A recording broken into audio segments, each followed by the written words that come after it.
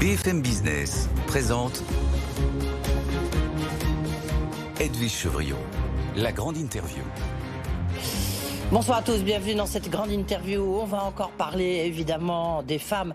Vous le savez bien, c'est la journée internationale des droits de la femme. On va parler des femmes et de leur éducation financière, des femmes aussi qui finalement ont du mal avec la finance. On va en parler avec Sybille Lemaire, qui est directrice exécutive de Bayard, ça c'est dans les livres évidemment, mais qui est fondatrice de Vive. Bonsoir Sybille Lemaire. Bonsoir Edwige Chevrillon. Merci d'être avec nous. Vous avez publié une tribune dans Les Échos où vous avez dit éducation financière. Pas encore le guichet avec Ludovic Subran, qu'on connaît bien évidemment, chief économique d'AXA. Et vous travaillez beaucoup sur cette question de l'éducation financière. C'est intéressant parce qu'il y a l'autorité des marchés financiers qui vient de publier justement une étude et qui montre qu'effectivement, alors il y a 3 femmes sur 10 qui sont des investisseuses actives. Mais on voit que quand même, elles reconnaissent qu'elles 82% disent on ne sait pas très bien où, comment investir. Ça tombe bien, en face de vous, alors elle dirige l'un des principaux fonds de private equity spécialisés dans la biotech. C'est Raphaël Torgman. Bonsoir Raphaël Torgman. Bonsoir. Merci d'être avec nous. Vous êtes fondatrice et présidente de J2 Capital. Vous, les biotech, vous êtes vraiment une grande spécialiste des biotech. Vous avez un CV assez impressionnant. Vous avez été classée dans les 50 femmes les plus puissantes selon Forbes de plus de 50 ans, il faut quand même le dire. C'est quelque chose de très bien d'avoir plus de 50 ans. Sybille Lemaire, je vais commencer par vous. Et si vous permettez, parce que vous avez entendu l'actualité sur Vivendi qui plonge dans le rouge, avec un petit blocage sur la fusion Editis Hachette Livre. Vous êtes directrice exécutive de Bayard, du groupe Bayard. Le monde de l'édition est en pleine ébullition. Qu'est-ce que ça change pour vous, Bayard? Est-ce que vous êtes très inquiet de ce qui se passe autour d'Editis? On est inquiet sur un niveau qui est encore plus large que celui du rapprochement potentiel. La question pour nous, c'est le champ de transformation auquel on est confronté, d'abord dans les usages, c'est-à-dire qu'on n'a pas le temps de s'habituer effectivement à l'évolution avec TikTok et tous les réseaux auxquels les enfants aujourd'hui sont des grands adeptes, que vous êtes déjà avec l'arrivée du chat GPT et de savoir comment est-ce qu'on doit effectivement conduire cette transformation. Ça, c'est notre premier enjeu. Notre deuxième enjeu, plus particulièrement, c'est effectivement les hausses et l'inflation dont effectivement nous sommes directement impactés et effectivement nous regardons avec beaucoup d'attention les mouvements qui ont lieu dans l'édition au niveau du Vivendi, mais pas que. Oui, le groupe Bayard souhaite être un acteur éventuel si jamais, je ne sais pas, il y a des maisons d'édition, il y a quand même des maisons d'édition prestigieuses, comme Plon, Fayard. Est-ce que vous regardez, vous pourriez être acheteur éventuellement de maisons d'édition? On regarde toujours, on est toujours très attentif à ce qui se passe à l'extérieur. Alors j'allais dire plus particulièrement aujourd'hui du côté de la jeunesse et des nouveaux usages, donc plus du côté du digital. Oui. Est-ce que vous avez vu qu'il y a tout ce problème de réécriture, on voit ça aussi dans les musées, la culture maintenant. On a vu que ce soit les antiseptistes, les indigénistes, les pro-migrants, les écologistes. On voit bien qu'il y a une offensive woke qui est très très forte. On l'a vu en Grande-Bretagne avec après Agatha Christie, c'est au tour de Roald Dahl de subir les foudres des lignes wokistes. Est-ce que vous, notamment, puisque vous publiez des livres pour les jeunes, est-ce que vous subissez aussi cette fronde wokiste, si on peut dire ça comme ça? Et est-ce que vous la suivez? Alors, on la suit. Je ne pense pas qu'on la subisse, c'est-à-dire que notre rôle est effectivement de pouvoir apporter des éléments de réponse à toutes ces questions qui se sont posées à la fois autant par les parents que par l'école que par les enfants. Et sur ces sujets-là, on y porte une attention toute particulière. Notre rôle, effectivement, aujourd'hui, c'est de apporter des éléments de diversité, et notamment parce que nous sommes aujourd'hui sur la journée de la femme, conduire à, j'allais dire, un épanouissement de l'enfant tel qu'il est dans toutes ses composantes. Oui, d'accord, mais ça c'est un peu, ça c'est un peu des éléments de langage, comme on dit chez nous pour les journalistes. Non, mais ce que j'ai envie de dire, est-ce que pour vous, vous trouvez qu'il faut réécrire des Agatha Christie, des textes anciens, ou même des textes récents Ça ne concerne que mon point de vue, je vous dis non. Non. D'accord, ok. Non, mais c'est mon point de vue personnel, je n'engage pas le groupe Bayard et ni l'ensemble des éditeurs sur cette question-là. Oui, d'accord. Ok, alors revenons maintenant sur les femmes et l'argent. Vous, dans cette tribune, vous dites il y a un tabou quand même autour des femmes et de l'argent. Expliquez-nous, en quoi? Mais je pense que c'est un sujet qui, culturellement, est peu abordé, si on le remet dans un pan d'histoire, c'est-à-dire que l'infériorité économique des femmes est quand même inscrite dans le Code civil jusqu'en 65. Donc je veux dire que je suis née en 74, donc c'est quelque chose d'assez nouveau. Je pense que culturellement, on ne parle pas suffisamment d'argent dans différentes sphères. On pourrait penser intéressant que l'école s'en saisisse, ce n'est pas le cas, alors que l'argent de poche est quand même un événement qui arrive dans l'ensemble des familles et de manière très tôt. On pourrait penser que effectivement les institutions financières s'en saisissent, je suis sûre que nous allons en reparler, mais elles le font de façon insuffisante. Et effectivement, les femmes ont aujourd'hui sont exposées à une précarité plus importante que celle des hommes. Elles ont encore une difficulté à assurer leur autonomie financière et les raisons qui y concourent, on les connaît. Elles sont assez nombreuses, je n'en citerai que quelques-unes. Il y a effectivement les inégalités de salaire. Oui. Ça reste encore à 16,5 points et on va dire que ça s'améliore mais doucement. Il y a les ruptures professionnelles qui sont plus importantes. Vous savez que je suis au Conseil de Force Femmes et que, effectivement, retrouver un emploi près de 45 ans en France pour tous, mais tout particulièrement pour les femmes, c'est très compliqué. Il y a le temps partiel, où j'invite tout un chacun qui réfléchit à un temps partiel à se poser la question en amont du coût individuel de ce choix, au risque tout de même de se retrouver bien seul face à cette décision en cas de séparation. Et puis, il y a l'augmentation des familles monoparentales, ce qui fait qu'effectivement, il y a un vrai sujet dont les Françaises et les Français en général doivent se saisir. Mais c'est un manque de connaissances, vous pensez, des femmes sur la question? Alors, ou c'est parce que pour l'argent, le salaire, pour les hommes, c'est un peu du pouvoir. Pour les femmes, moins. Moins parce qu'elles vont vous dire deux choses. La première, c'est qu'elles sont soit très épanouies. 88% des femmes disent que c'est d'abord une nécessité plus que du pouvoir, l'argent. Oui. Ouais. Oui, et elle va vous répondre deux choses. La première, c'est que d'abord, elles sont déjà très épanouies dans leur travail ou qu'elles sont très bien payées pour ce qu'elles font. Et voilà, ça, je n'ai jamais entendu un homme faire une réflexion pareille. Donc, effectivement, il y a un biais de ce côté-là et une urgente nécessité à les pousser, effectivement, à ne pas se mettre uniquement dans de l'épargne, mais aussi dans de l'investissement. Et c'est un peu tout le sujet de la tribune aujourd'hui. Ouais. Qu'est-ce que vous en pensez, vous, Raphaël Torgeman? Je rappelle que vous dirigez une des plus grosses sociétés de private equity dans les biotech. Donc, vous gérez de l'argent, c'est votre métier. Est-ce que vous avez été confronté à ça? Alors, très intéressant, effectivement. Donc, on gère un fonds de 534 millions d'euros, qui est le plus gros fonds complètement indépendant européen. Et j'aime beaucoup le nécessité versus pouvoir. Et c'est vrai que quand on a levé ce fonds avec deux associés qui sont mes associés, qui sont également des femmes, Sabine Dandiguian et Rachel Mears, une américaine, on était dans la nécessité de lever ce fonds pour financer des pépites françaises et européennes. Et donc, c'était plus dans la nécessité que dans le pouvoir qui est... c'est vrai que de lever beaucoup d'argent, moi, j'avais entendu ça dans le passé par des hommes, c'est grisant. Mais en fait, c'est pas de lever de l'argent, c'est qu'est-ce qu'on va en faire avec. Donc, le parallèle est assez intéressant. Oui, on a été confrontés à plusieurs problèmes. C'est évident que de lever un si gros fonds. Et nous, c'était à l'inverse, c'était qu'on a un peu dérangé au départ. Donc c'était en 2018-2019, puisqu'on a lancé le fonds début 2020. Et on a dérangé au sens où c'est vrai que d'avoir deux femmes, la plupart on était deux ou trois à présenter l'opportunité du fonds, on était la plupart du temps devant des hommes, et on dérangeait parce que c'était trop ambitieux. Ils n'avaient pas l'habitude de voir des fonds de cette taille-là. Pareil aux États-Unis, il y a des programmes qui s'appellent Emerging Managers. Et ben dans ces Emerging Managers, on n'était pas forcément compatible avec ces Emerging Managers parce qu'on était de nouveau à vouloir lever un fonds trop gros. Donc je pense qu'il faut vraiment aider et pousser les femmes dans cette ambition.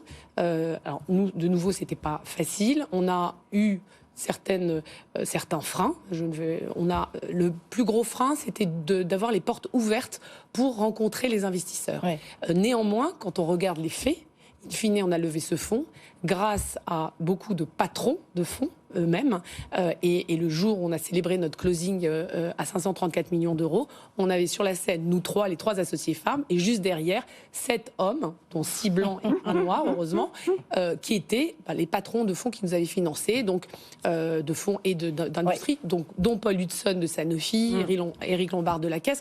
Donc c'est quand même des hommes qui nous ont soutenus. Mais je me permets de rajouter, on avait quand même eu, quand je dis des freins, c'est que comme c'était quand même, évidemment, c'est jamais facile de lever un si gros fonds, mais on y est arrivé, on avait quand même eu un conseil, je vais appeler ça comme ça plutôt qu'une remarque, d'un homme qui nous avait dit, d'un investisseur qui nous avait dit, vous devriez amener avec vous un homme au rendez-vous de présentation, un homme alibi, ça apportera de la crédibilité. Ouais. Mais je crois qu'on est en train vraiment de dépasser ça, et c'est notre rôle à chacune. Ouais, enfin, maintenant, on voit quand même ce qui est arrivé à Virginie Morgon, là, une figure emblématique du capital aussi, investissement, qui a été dégagé de Raseo. Alors, on ne connaît pas tous les détails, mais voilà, il y a Dominique Ardian, Dominique Sénéquier, la patronne d'Ardian, donc bon, à qui elle, il y a quand même des figures, ce sont des postes qui sont très enviés, et vous arrivez à vous maintenir à la tête de votre fonds? Je pense que l'élément principal, c'est l'indépendance. Ouais. Et je crois que les femmes, justement, on a ça, c'est d'être indépendante. On est complètement que les 3 associés,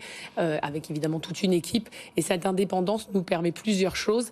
Elle nous permet non seulement d'avancer dans notre ambition, mais aussi de financer ces pépites françaises et européennes en les influençant au mieux pour développer des produits médicaments, mais aussi assurer une souveraineté européenne et française. Ouais, et on reviendra tout à l'heure justement sur la question des biotech. C'est intéressant aussi de voir que vous dites on a des chercheuses, mais on n'a pas beaucoup d'entrepreneuses. Donc ça, c'est un point important. Sybille Lemaire, qu'est-ce qu'il faudrait pour que le rapport à l'argent, parce que quelque part, c'est notre rapport à l'argent, puisque nous sommes 3 femmes sur ce plateau, qui doit changer, en fait.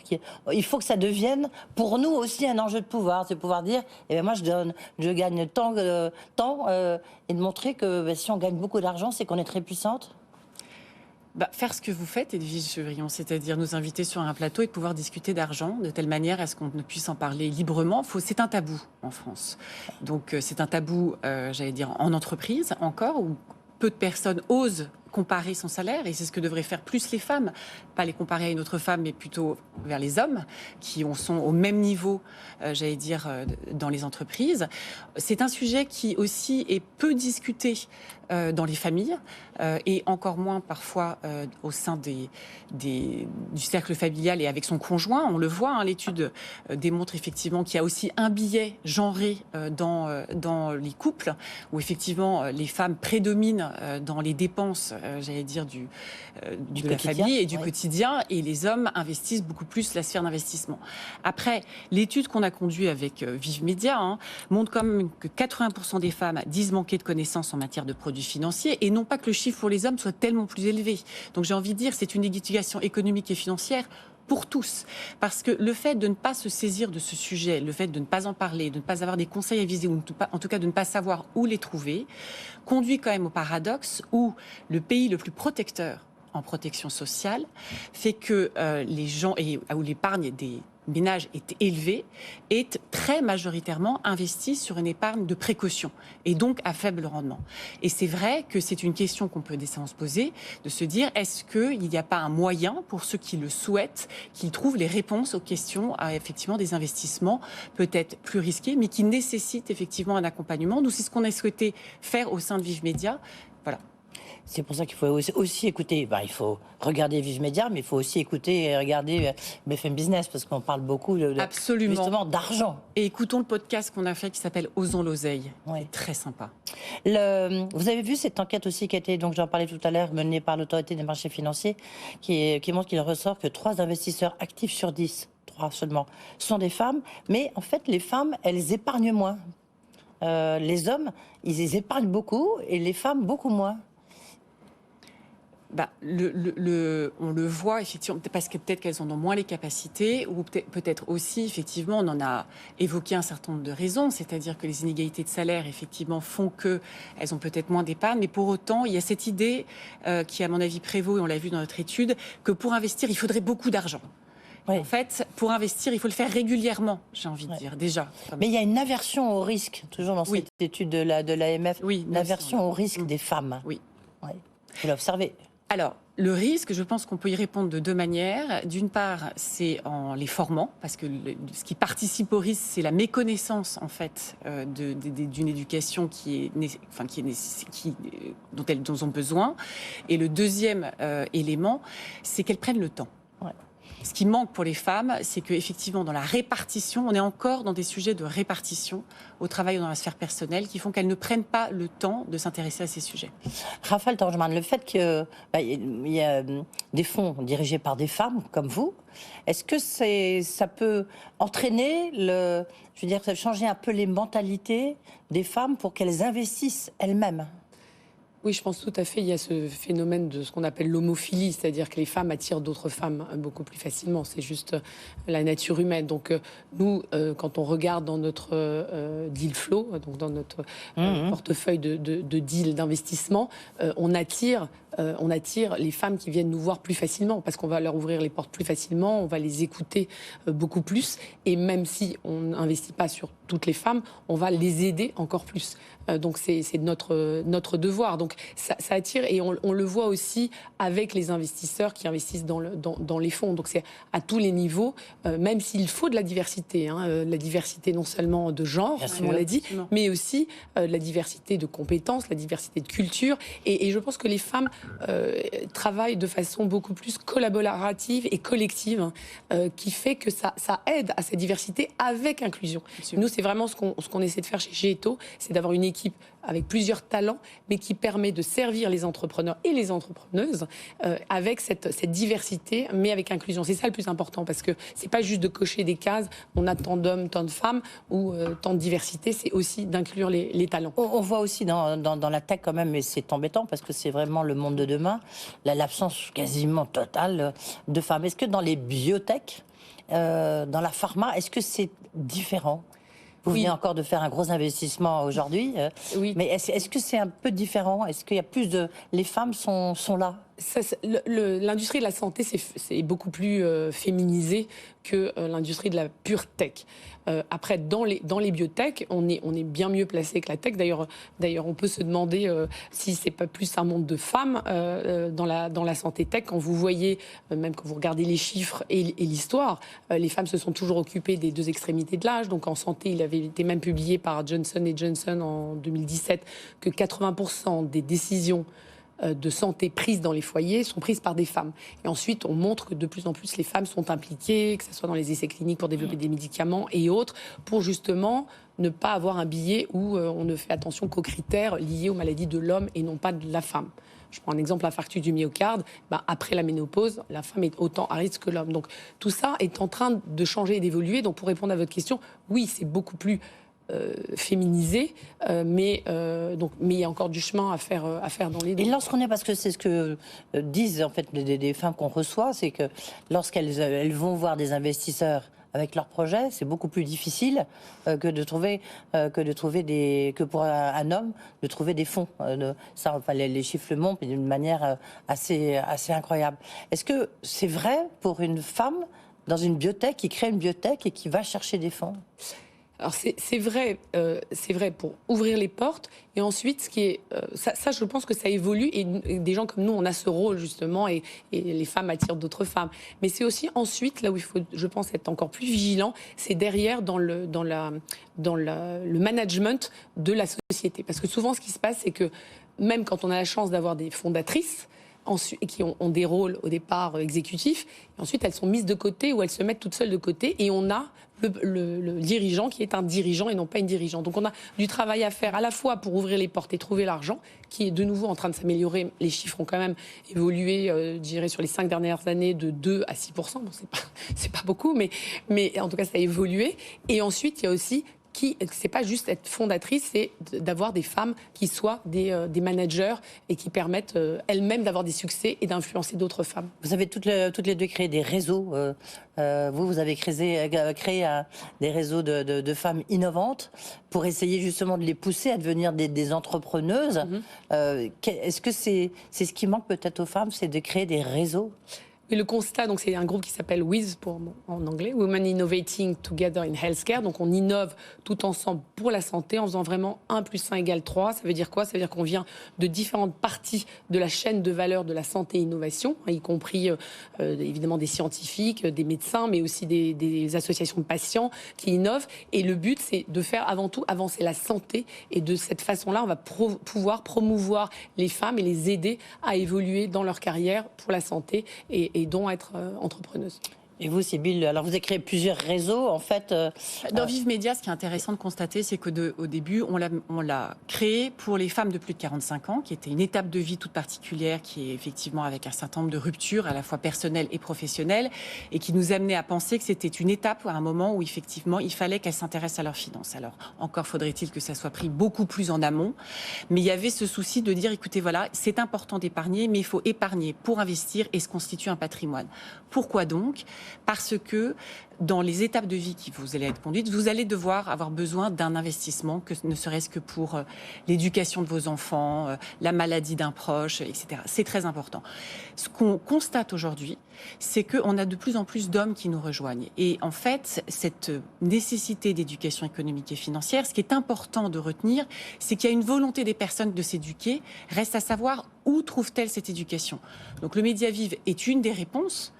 Et c'est vrai que nous, on y associe des hommes. Ludovic Subran fait partie de notre collectif. Pourquoi ? Parce qu'on a un besoin, je pense aussi, de réconciliation des hommes et des femmes. Et en tout cas, sur l'éducation économique et financière, nous n'y arriverons pas en séparant les choses, ne serait-ce que par la dimension personnelle des gens, où il va bien falloir aborder cette question dans le couple, dans les familles. Et ce n'est pas en opposant qu'on va y arriver. Donc nous, on a la conviction qu'il y a un besoin de réconciliation à un moment de ces sujets qui se relèvent aussi de la sphère très personnelle. Un mot, Raphaël Dorjman, quand même, sur l'investissement que vous avez réalisé, quand même 100 millions, une centaine de millions. Donc, 100 millions, je me permets juste de rebondir sur ce qu'a dit Sybille en termes de osons l'oseille, osons le risque aussi. Et je pense que c'est important aussi d'aller sur les jeunes, sur les plus jeunes, parce que moi je trouve que j'ai perdu du temps et que comment accélérer justement l'évolution de ces femmes. Donc je me permettais juste avant de répondre à votre question. Je suis entièrement d'accord avec vous. Nous, ce qu'on souhaiterait et ce qui serait souhaitable, c'est que ça soit abordé dès l'école. Oui. Voilà. Oui, mais déjà que l'économie est à peine enseignée à l'école, oui. La finance, c'est à travers les différents cracks boursiers. Vous avez l'histoire de faire peur, de montrer que la finance, ça peut mettre l'économie à genoux. Et alors, pour faire le lien avec votre question, donc effectivement, on a investi dans une société qui s'appelle Noema, qui est dans le domaine des maladies neurologiques du système nerveux central. Il y a des femmes ? Alors, il y a des femmes, il n'y a pas beaucoup de femmes dans cette société. Il y a pas Vous avez quand même investi. Il n'y a pas beaucoup de femmes. Ça pourrait être un critère. Ouais, mais alors, tout à fait, c'est un critère, parce que nous, les critères ESG, on est surtout sur le S et sur le G, donc avec la diversité qu'on impose, on influence nos sociétés. Et je peux vous dire qu'il y a de nombreux conseils d'administration dans les sociétés dans lesquelles on a investi, européennes, où il n'y avait pas du tout d'hommes, à part une de nous trois, des associés, et qu'on influence, et aussi au sein de l'équipe. Alors, il y a quand même des femmes, mais c'est vrai que le dirigeant est un homme. Et donc, cette société est une société qui a été initialement fondée en France sur des produits qui venaient de l'industrie pharmaceutique Roche suisse. Et nous, il a été très important en investissant de vraiment s'assurer non seulement du développement des produits, des médicaments, donc qui sont pour des maladies très graves neurologiques, mais aussi de s'assurer d'un développement en France et en Europe en termes de souveraineté. Un mot de conclusion, mesdames, quand même. On a, nous, une responsabilité. C'est-à-dire que les femmes, il faut aussi qu'on change notre logiciel. C'est pas que la faute des hommes. Alors certes, c'est un monde qui est dirigé par des hommes, mais il faut aussi que nous, on ait un comportement, notamment dans le rapport à l'argent, le rapport au risque. Il faut aussi évoluer, non ? Il faut peut-être que les femmes fassent un peu leur révolution. L'enjeu de la tribune que nous avons écrite, c'était effectivement une mobilisation globale et générale. Enfin, la responsabilité incombe à tous, à commencer par nous-mêmes, par effectivement les médias, les personnes en tant que telles, l'école, les institutions bancaires, pourquoi pas les entreprises qui peuvent aider effectivement à cette prise de conscience. Raphaël Dorjman, vous êtes d'accord avec tout à fait, donc, cet appel à la révolution que je lance? Non, en conclusion, moi je parle vous parliez de logiciel. C'est plus que de la mobilisation. Oui, je pense que c'est une révolution personnelle. Oui. Oui, tout à fait. Donc, vous parliez de logiciel. Moi, je parle de connexion neuronale en tant que médecin que je suis. Et connexion neuronale qui fait que, oui, il faut absolument influencer et aider les autres femmes. C'est notre devoir à toutes et à tous. Et ça sera le mot de la fin. Merci mesdames. Merci voilà, beaucoup. Sybille Lemaire, Raphaël Torjman, pour parler des femmes et de l'argent.